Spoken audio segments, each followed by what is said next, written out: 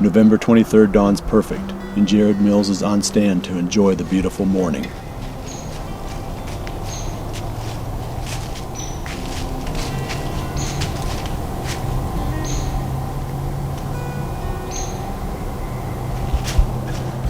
Shortly after daylight here, November 23rd. We are hunting a different property than where we were yesterday, targeting a different buck. And we are definitely pushing the envelope this morning. The wind is just almost non-existent. It's light and variable, and our scent's just floating around all over. This is a spot that the wind might swirl anyways, but it's especially bad this morning.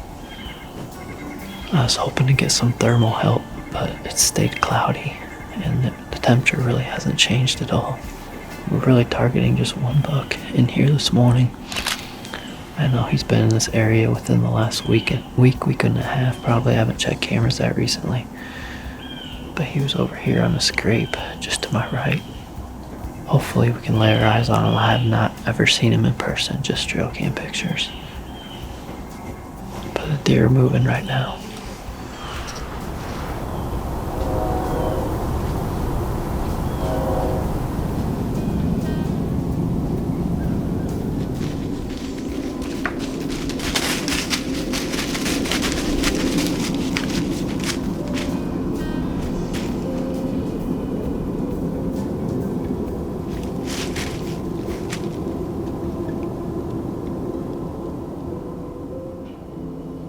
While Jared's action continues, 300 miles to the north in Wisconsin, Hunter Jacobs is set up for opening day.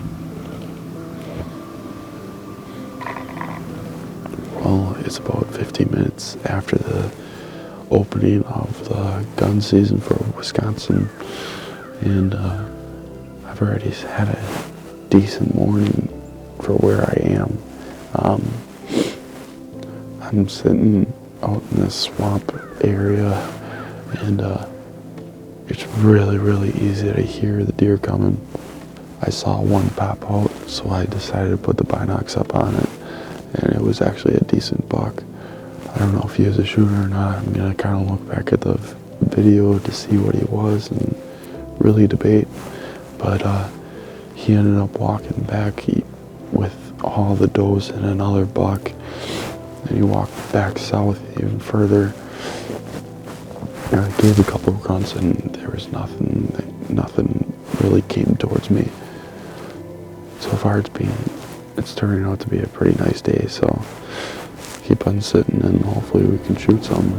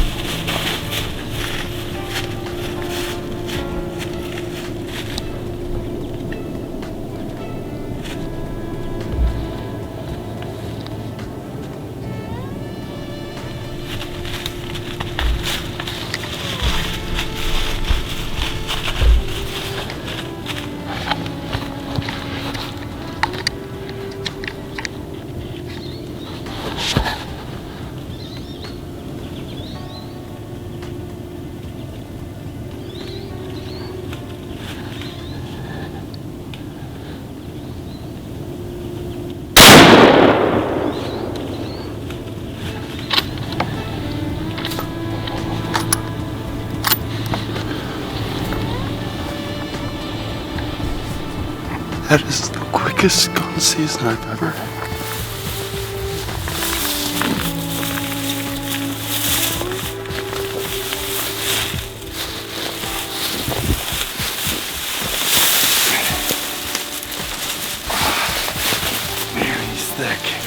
didn't really want to do an interview out when we recovered it, just because my dad wanted to sit an all-day hunt down there on the property that we're leasing. He's a beautiful 8-pointer, nice and massive, really comes around, you can see on the beams. And I was waiting for him to give me a perfect shot, and he did come in like 40 yards. I had a one-time shot, so I ended up pulling the trigger and I dropped him right there. I never actually had a buck drop right in their tracks, and that was awesome.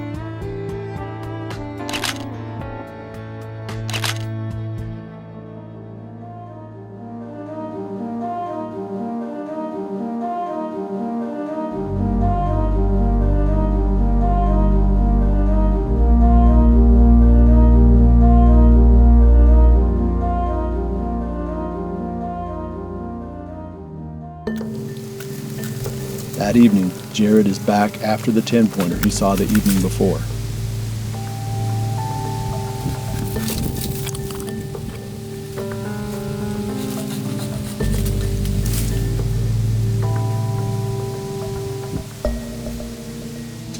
Alright, we're set up, and now we are about 225 yards, so we closed the distance 300 yards. This is about as close as we can get on a westerly wind.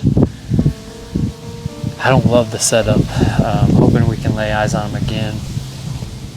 But with this wind and this tree, it's just so far off the field. And my concern is if I call to him, it's going to be so easy for him to get downwind because there's this big buffer strip between us and the field. Fingers crossed for a good evening. We're going to settle in and see how it unfolds.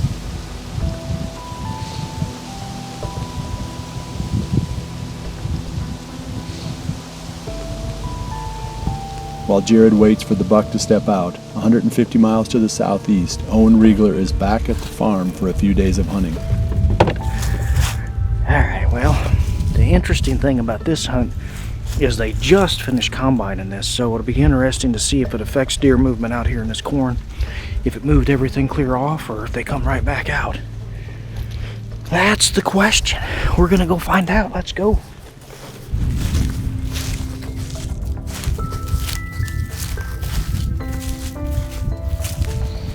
Well, we got just a few days to hunt here, so I've got to get a hunting fix. I really like this spot. We can see quite a ways from here, and there's been just a ton of bucks right here on camera. This very tree I've got a camera on. The one I'd like to see, there's a wide 8 in here that's at least 4 or 5 years old. It's a nice looking buck, and there's a couple other really nice ones as well. But it's, I don't even know what time it is, probably 2:30, maybe 3 o'clock. The interesting thing is they just combined this field. And so I don't know if that'll screw us up or they'll just moved off and should come right back. They usually don't get too worked up about the combine, but we'll see how it affects this hunt because there's other corn they can go to just as easily. But hopefully they'll come back this direction. We'll sit in here a while and see how it goes.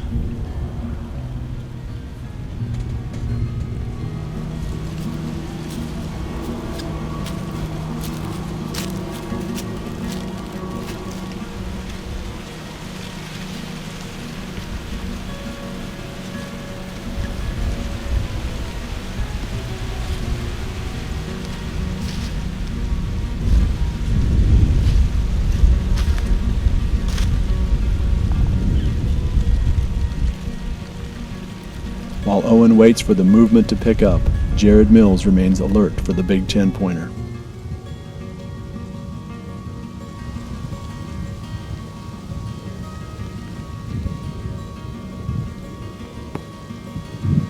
Well, that's hunting for you. One night see 25 plus deer, and the next night barely see 5 in the same spot. Similar conditions, just a little bit warmer, but I see that quite often where you just don't have 2 really good nights in a row. Gonna keep game playing for this buck, keep studying this property and where I think we could potentially encounter him again. Gonna warm up significantly the next couple days. I don't know how much time we'll spend on this property, but we'll just kind of play it by ear and see how it goes. Hopefully we can get on him soon. Looks like it. Might rattle right now.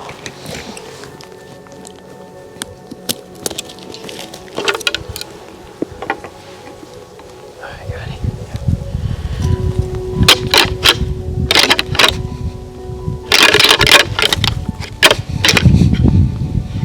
Is he doing anything?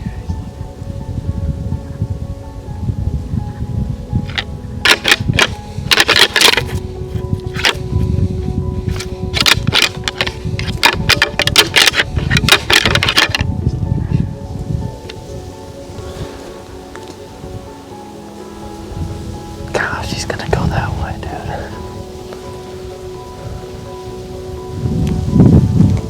There's nothing we can do.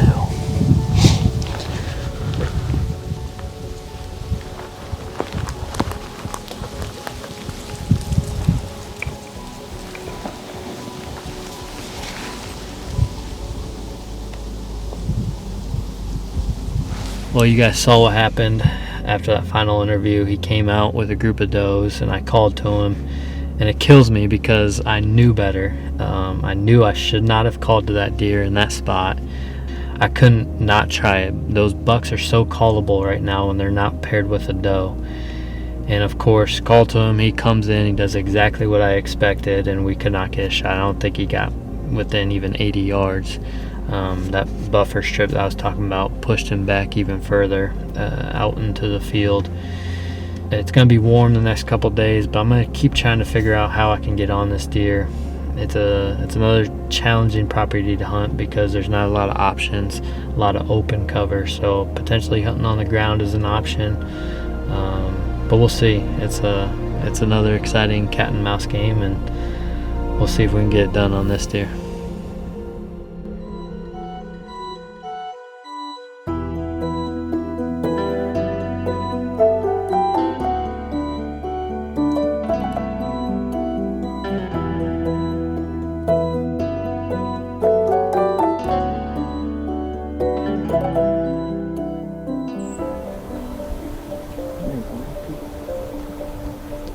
Owen's hunt ends without a mature buck encounter, but the beautiful sunset welcomes him back to his farm after many days of being away. 170 miles to the northeast, Max Mongrello is hunting, but not in a stand.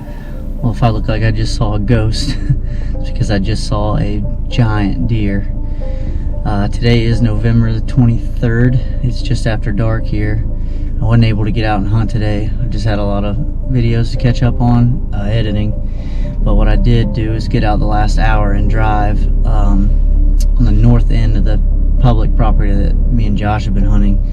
So I think I know where I'm going in the morning. He crossed coming off the private, going into the public, where I was already thinking about heading in the morning, so I don't think I'm going to get much sleep tonight, but man, I hope I can cross paths with him. Not very great odds, but they get you excited for the morning.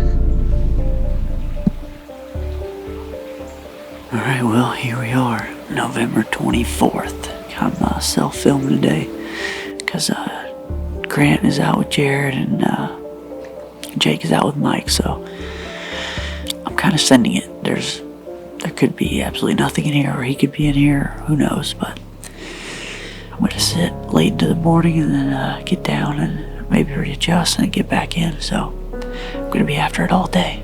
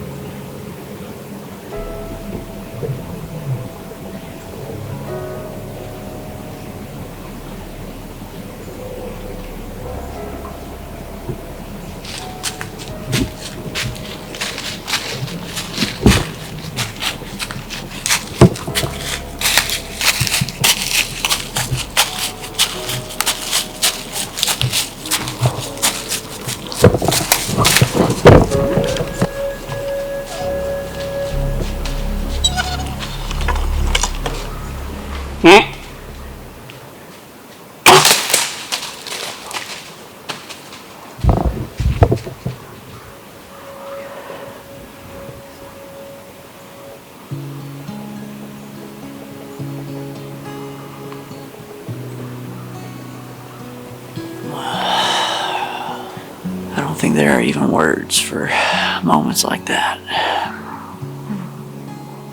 I mean, that's the biggest deer I've ever seen in my life. By the time I could get him in the frame and back focused, he was already getting out of here. He had no idea I was here. He was getting out of here though. So I let one rip. And in all that confusion, I never saw this downward hanging limb that's at 15 yards. And it hit that limb and knocked my arrow straight down under him.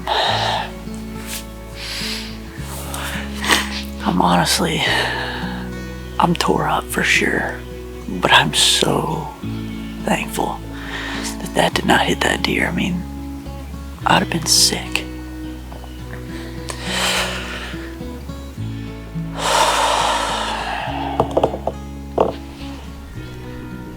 "30 miles to the south, Jared Mills is also on stand.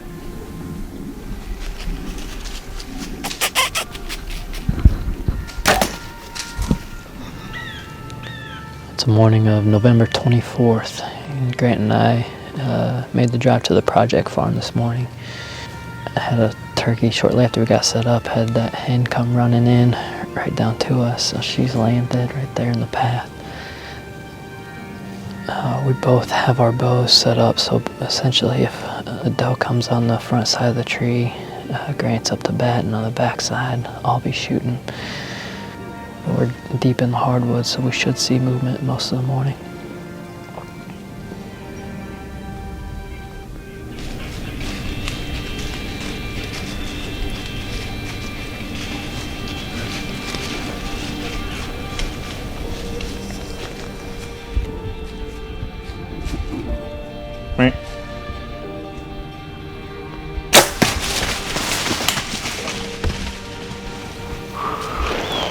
That felt really good to let one fly. I had an itchy trigger finger this whole season, so hopefully she's not too far away.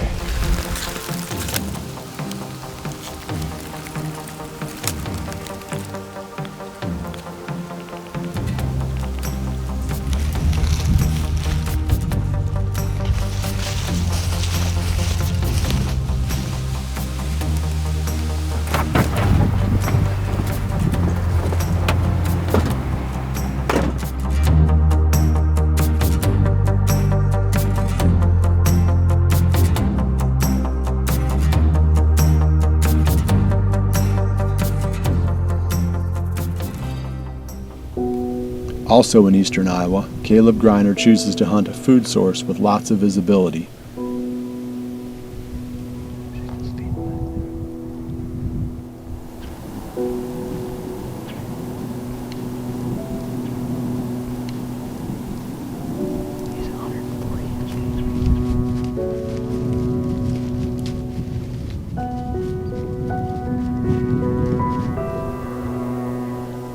After encountering multiple good bucks, things are looking up for his long-awaited vacation that is soon to follow.